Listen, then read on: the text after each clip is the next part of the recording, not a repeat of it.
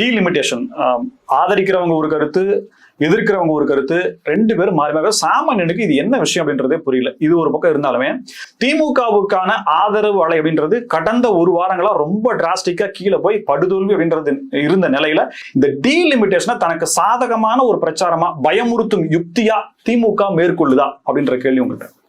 இல்ல, இந்த டீலிமிட்டேஷன்ல திமுக பண்ண அரசியல் டோட்டல் ஃபெயிலியர்.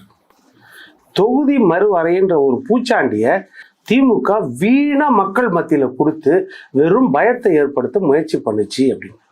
கடந்த காலங்கள்ல மக்கள் தொகை அடிப்படையில தொகுதி மறுவரை பண்ண வேண்டும்ன்றது அரசியல் சாசனத்துல அண்ணல் அம்பேத்கர் எழுதி வச்ச சட்டம்.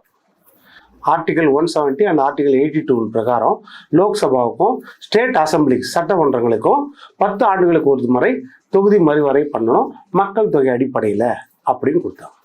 இப்போ நம்ம 51 பண்ணோம், 61 பண்ணோம், 71 பண்ணோம்.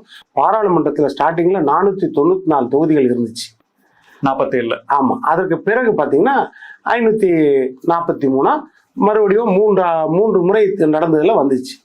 71க்கு அப்புறம் நம்ம இந்திரா காந்தி அம்மா ஃபேமிலி பிளானிங் கொண்டு வந்தாங்க. இந்தியா ஃபுல்லாக மக்கள் தொகையை ரொம்ப கட்டுப்படுத்தணும்னு ரொம்ப தீவிரமாக நடைமுறைப்படுத்தினாங்க. தென் மாநிலங்கள்லாம் அதை தீவிரமாக செய்தாங்க. வட மாநிலங்கள் அதை கேர்லெஸ்ஸாக விட்டுட்டாங்க. அப்போ தென் மாநிலங்கள் தமிழ்நாடு, ஆந்திரா, கர்நாடகா, கேரளா, இன்க்ளூடிங் கொஞ்சம் மகாராஷ்டிரா எடுத்துக்கிட்டிங்கன்னா இதை ஓரளவு கட்டுப்பாட்டில் கொண்டு வந்தாங்க. அதனால இதற்கு மேலே டீலிமிட்டேஷன் மக்கள் தொகை அடிப்படையில் பண்ணும்போது தொகுதி மறுவரை தென் மாநிலங்கள் பாதிக்கும். ஏன்னா மக்கள் தொகை குறைஞ்சிருச்சு. இப்போ 1971 நினைக்கிறேன் தமிழ்நாட்டின் மக்கள் தொகை 4 கோடி, உத்தரப்பிரதேசில் 8 கோடி.